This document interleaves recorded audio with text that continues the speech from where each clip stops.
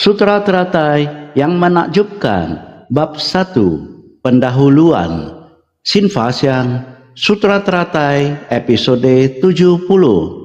Membuka kesempatan untuk memohon dharma dan mendengarkan pengajaran adalah kelompok yang sesuai untuk menerima ajaran. Setiap hari kita memiliki jalinan jodoh yang demikian baik, berkumpul di satu tempat untuk mendengarkan dan membabarkan sutra. Ini adalah jalinan jodoh yang sangat baik, sehingga kita harus sangat menghargainya. Pada era Buddha membabarkan sutra juga tergantung sebab dan kondisi. Membuka kesempatan untuk memohon dharma juga harus terdapat orang yang membabarkannya. Terdapat orang yang mendengarkan juga harus memiliki sebab dan kondisi yang mendukung, sehingga dikatakan membuka kesempatan untuk memohon pembabaran ajaran. Mereka yang mendengarkan pengajaran dan memahaminya disebut kelompok yang sesuai untuk menerima ajaran. Mereka yang mendengarkan dharma dan belum memahaminya, tetapi telah menjalin jodoh untuk masa mendatang, disebut kelompok yang telah membentuk jalinan jodoh. Tata keramanya telah terpenuhi, sehingga untuk mendengarkan sutra juga harus memiliki jalinan jodoh. Terdapat suatu sebab dan kondisi tertentu mulai untuk memiliki kesempatan ini. Seperti Waidehi. Waidehi ketika melihat di dalam istananya terdapat sepasang suami istri yang menyayangi anaknya dengan jerih payah. Anak ini perlahan-lahan memasuki masa remaja, bertemu dengan teman yang tidak baik, Dewadatta, sehingga tidak berhenti memberontak. Dia berharap anaknya dapat menerima tahta kerajaan, menjadi raja yang penuh belas kasih dan penyayang. Tidak terpikirkan bahwa anak ini menjadi pemberontak, sehingga dia merasa bahwa kehidupan manusia, mengapa dia bisa mengalami hal-hal yang tidak sesuai keinginan. Meski dia sangat kaya, tetapi tidak sesuai dengan keinginan di dalam batinnya, yang berharap anak ini dapat patuh. Sehingga perlahan-lahan mulai tumbuh rasa curiga dan delusi terhadap kasih sayang duniawi. Juga mulai melepas kasih sayang duniawi ini. Karena itu dia pun pergi memohon kepada Buddha agar memberikan penjelasan sebenarnya dunia ini seperti apa. Dalam hidupku segala sesuatu serba lengkap dan tercukupi, semuanya berjalan dengan baik. Lalu mengapa anak ini bisa menjadi seperti ini? Apa sebab dan akibat di dunia ini yang membentuk keadaan seperti ini?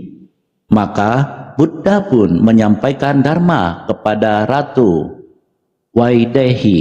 Ini disebut sebagai pemicu munculnya pengajaran, karena Waidehi datang untuk bertanya. Buddha pun mengajarkan dharma kepadanya. Oleh sebab itu, dia menjadi pendengar yang tepat pada saat itu. Mendengar dharma lalu mampu memahami dan menyadarinya, maka Sutra Amita Yurbawana, Buddha menjelaskan kepadanya bahwa tempat yang dia tinggal ini disebut dunia saha. Berada di jambu wipa, para makhluk di dunia saha ini selalu keras kepala dan sulit ditundukkan. Para makhluk di dunia saha ini masing-masing datang dengan membawa karma, sebab dan kondisi sendiri.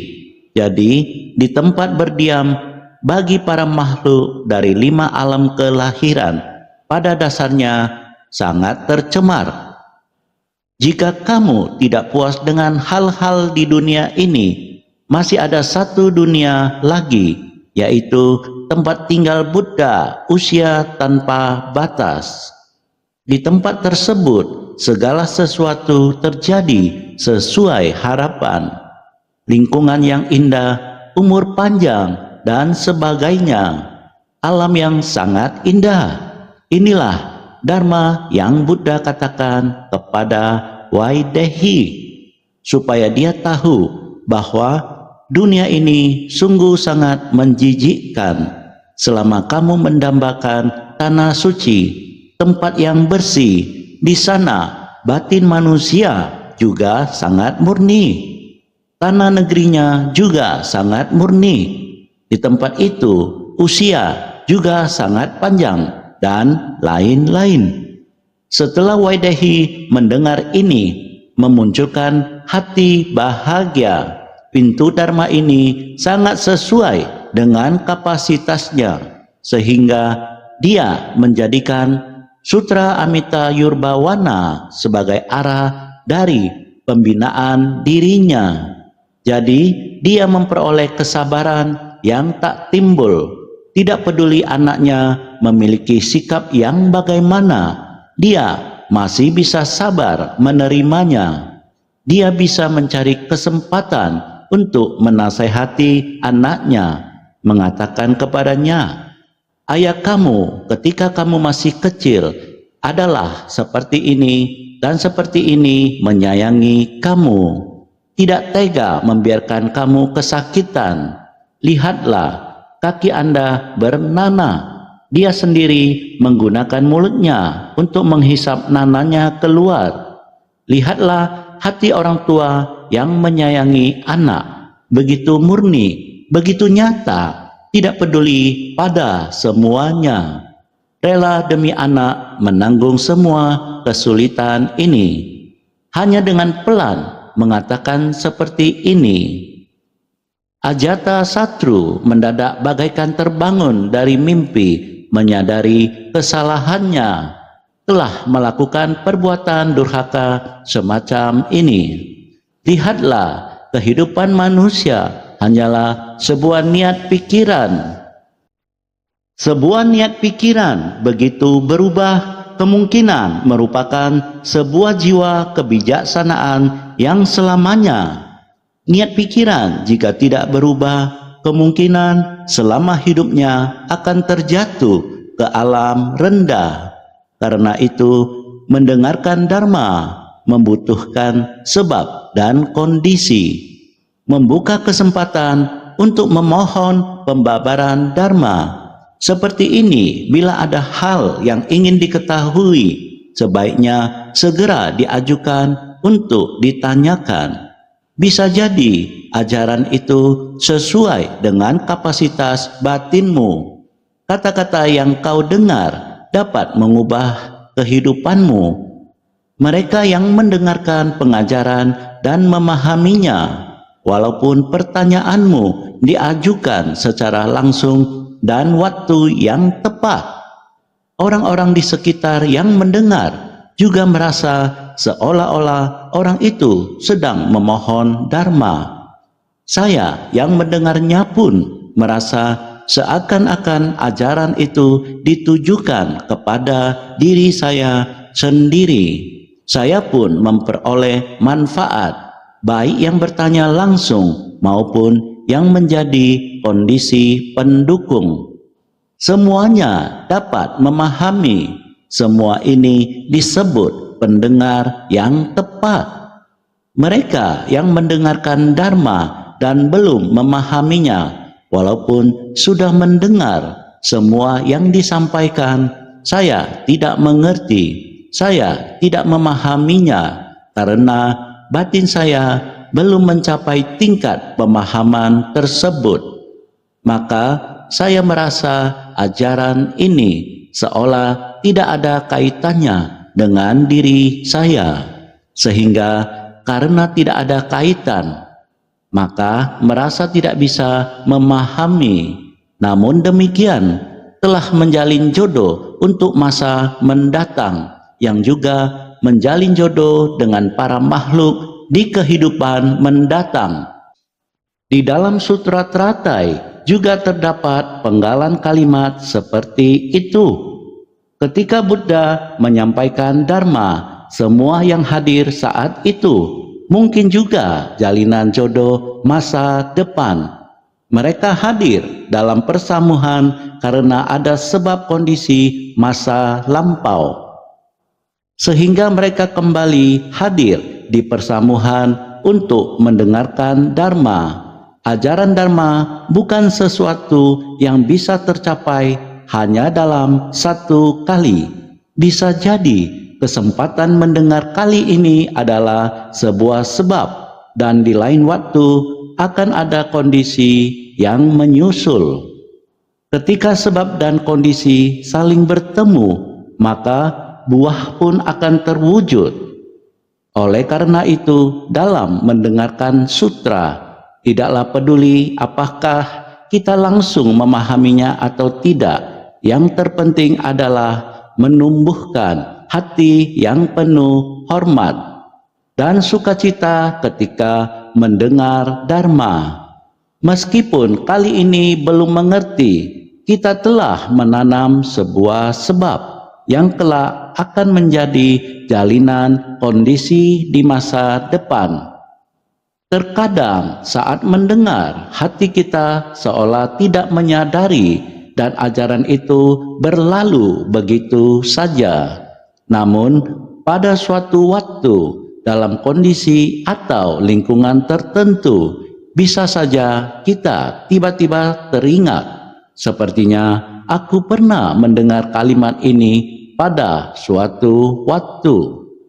Dan pada saat itulah ajaran Dharma terasa sangat bermanfaat dan sesuai dengan keadaan batin kita sekarang. Singkat kata, dalam mempelajari ajaran Buddha, kita harus mendengarkan Dharma. Jika kita ada keraguan, segera ajukan pertanyaan, kemudian kita dapat segera menerima dan menerapkan ajaran tersebut. Mungkin orang lain juga akan mendapat manfaat. Jika kita tidak mengerti, tidak apa-apa. Mungkin kita dapat menerapkannya di masa depan. Singkat kata, ketika mempelajari ajaran Buddha, kita harus mendengarkan dengan penuh perhatian. Jika kita memiliki pertanyaan, kita harus segera bertanya. Dengan melakukan hal itu, kita memiliki kesempatan untuk berkembang. Naskah sebelumnya adalah ini. Ada putra dari Waidehi, Raja Ayata Satru, bersama dengan beberapa ratus ribu pengiringnya.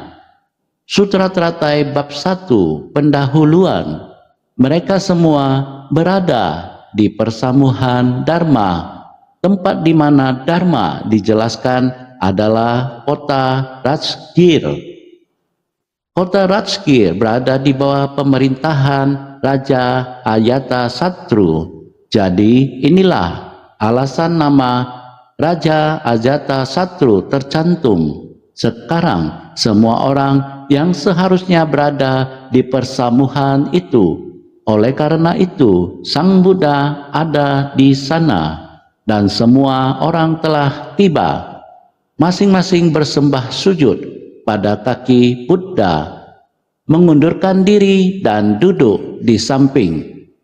Pada ketika itu, Bhagawan dikelilingi oleh 4 kelompok murid. Mereka memberikan persembahan, menghormati, memuliakan, dan memuji Buddha. Sutra Teratai bab 1 pendahuluan. Ini bermaksud untuk menjelaskan keadaan tersebut. Orang-orang yang seharusnya datang telah tiba. Begitu banyak orang. Ada biksu, para bodhisatwa, para dewa, 8 dewa naga pelindung Dharma, dan bahkan raja-raja yang baik hati dari alam manusia. Semuanya telah tiba. Jadi, setelah semua orang tiba, masing-masing bersembah sujud pada kaki Buddha, mengundurkan diri dan duduk di samping. Sebenarnya, bukan tunggu sampai semua orang datang baru bersujud. Sebenarnya, saat tiba telah bersujud pada kaki Buddha. Dan kemudian, mereka pelan-pelan mengundurkan diri dan duduk di samping. Inilah bagaimana orang-orang pendengar Dharma datang secara berurutan. Begitu banyak orang datang secara berurutan. Mereka yang tiba lebih dulu sudah duduk dan menunggu. Setelah bersujud di kaki Buddha, mereka kembali ke tempat duduk mereka dan duduk diam. Ketika lebih banyak orang tiba, mereka bersujud di kaki Buddha lagi, dan kemudian mereka mundur dan duduk di satu sisi. Ini untuk menunjukkan tercapainya tata krama yang tepat dalam persamuhan tersebut. Dengan begitu banyak orang di persamuhan, mereka harus ada tata krama dan ketertiban yang tepat. Buddha berada di sana. Ritual-ritual seperti ini harus ada. Sebuah persamuhan tanpa adanya tata krama dan ketertiban akan menjadi kekacauan. Jadi, ajaran Buddha tidak terpisah dari tata krama dan etika manusia. Ini menunjukkan tercapainya tata krama dan rasa hormat dalam persamuhan tersebut. Ini kita dapat membayangkan begitu banyak orang datang ke puncak burung Nasar. Betapa bermartabat dan teraturnya barisan tersebut. Betapa indahnya pemandangan itu. Ini adalah saat orang-orang berkumpul bersama. Pada saat itu, setelah orang-orang berkumpul bersama, 4 kelompok murid mengelilingi Buddha. Ini boleh dikatakan bahwa pada saat Buddha pertama kali mencapai pencerahan, 3 permata agung sudah lengkap, yaitu Buddha, Dharma, dan Sangha. Setelah Buddha pertama kali memutar roda Dharma di Taman Rusa, Buddha mulai memimpin anggota Sangha untuk membimbing makhluk hidup. Saat hal ini terjadi, orang-orang di dunia melihat betapa mulianya Sang Buddha dan bertanya bagaimana seharusnya mereka mengungkapkan rasa hormat mereka. Pada suatu waktu, ada seorang tetua yang sangat mengagumi kebajikan Sang Buddha serta kewibawaannya. Ia berharap bisa berada dekat dengan Sang Buddha. Suatu hari, ia berniat mendatangi tempat di mana Sang Buddha dan para pengikutnya berkumpul. Pada masa awal itu, Sang Buddha dan anggota Sangha hanya makan 1 kali dalam sehari dan beristirahat di bawah pepohonan. Oleh karena itu, ia pun pergi ke sana menuju ke tempat di mana Sang Buddha dan para pengikutnya berkumpul. Sebelum fajar menyingsing, ia ingin melihat bagaimana Sang Buddha dan anggota Sangha menjalani kehidupan mereka, serta tata krama seperti apa yang seharusnya ia tunjukkan saat bertemu nanti. Sebelum fajar tiba di tengah perjalanannya, ia melihat di bawah sebuah pohon besar, seolah-olah ada seberkas cahaya di dalam kegelapan. Ketika ia memperhatikan dengan lebih seksama, ia seolah melihat ada sekelompok orang yang sangat agung dan hikmat sedang mengelilingi Sang Buddha searah jarum jam. Mengelilingi Sang Buddha di sana. Setelah selesai mengelilingi Sang Buddha, mereka dengan penuh kesungguhan hati bersujud kepada Sang Buddha. Ia menyaksikan pemandangan itu dengan perasaan yang sangat terharu. Tiba-tiba sekelompok orang tersebut menghilang begitu saja. Sesepuh ini merasa sangat tak terbayangkan orang-orang ini sebenarnya datang dari mana. Dia diam-diam berpikir, mungkinkah para dewa juga bisa datang ke dunia untuk memberi penghormatan, memuliakan dan bernamaskara kepada Buddha. Sebelum bernamaskara, terlebih dahulu mengelilingi Buddha. Dengan begitu rapi mengelilingi Buddha. Cara untuk bernamaskara ini adalah Buddha tiba di setiap tempat.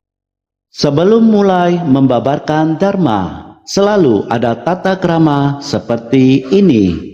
Ini adalah di awal Buddha baru mencapai kebuddhaan.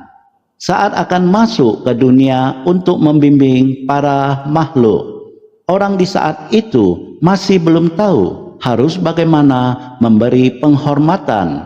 Maka ada dewa surga kediaman murni mengambil wujud seperti manusia, datang ke hadapan Buddha, mengelilingi dari kanan seperti ini, berputar searah jarum jam, bernamaskara kepada Buddha. Sesepuh ini sudah melihatnya, maka dia belajar darinya.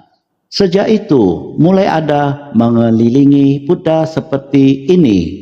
Cara bernamaskara, jadi ini adalah memberi persembahan, penghormatan, memuliakan dan memuji. Selain cara bernamaskara seperti ini, sebenarnya adalah menunjukkan penghormatan yang mendalam. Ini adalah memberi 3 penghormatan kepada Buddha. Mereka mempersembahkan hadiah materi, upacara penghormatan fisik, dan persembahan melalui praktik, yaitu pujian dan penghormatan yang timbul dari hati. Tiap Buddha di dunia menerima persembahan dari umat manusia untuk melakukan persembahan kepada Buddha. Unsur terpenting adalah 3 karma tubuh, ucapan, dan pikiran. Selain penghormatan yang tulus, kita juga harus menunjukkan penghormatan dengan tindakan dan memberikan pujian agar Buddha Dharma dapat berkembang di dunia. Makhluk hidup harus memberikan penghormatan, rasa hormat dan pujian kepada Buddha. Hanya dengan memberikan persembahan seperti ini, Buddha Dharma dapat menyebar di dunia. Jadi, saat Buddha masih ada di dunia, ada tata cara memberikan penghormatan dan persembahan. Kita harus memelihara dan menjaga Buddha Dharma, dimulai dari tindakan sendiri. Meskipun Sang Buddha telah memasuki parinirwana lebih dari 2000 tahun yang lalu, tubuh dharmanya masih ada di dunia ini, yaitu ajaran Buddhanya. Jiwa kebijaksanaan abadi yang terus mengalir dan diwariskan di dunia. Kita harus menghormati Buddha seolah-olah Buddha masih ada. Ajaran Sang Buddha dimanapun Dharma ada. Kita harus sangat menghormatinya. Inilah yang dimaksud dengan tubuh Dharma Buddha yang abadi berada di dunia. Oleh karena itu, kita setiap orang harus senantiasa menghormati Buddha, memberikan persembahan kepada Sang Buddha. Pasti harus menghormati Dharma dan juga membabarkan Dharma.